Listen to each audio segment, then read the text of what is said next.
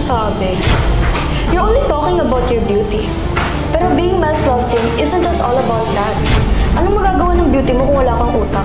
I believe that I'm worthy of being Mel's love team kasi I know sa sarili ko na complete package ako. I have the face, I'm smart, I have a nice personality, and higit sa lahat, I have a pure heart.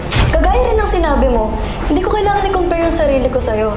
Kasi I know, and I'm very much confident, na I'm so much better than you in every aspect and every way you could think of. At saka, wala akong kailangan patunayan sa'yo, Kiara, kasi simula pa lang, alam nating dalawa na ako yung panalo.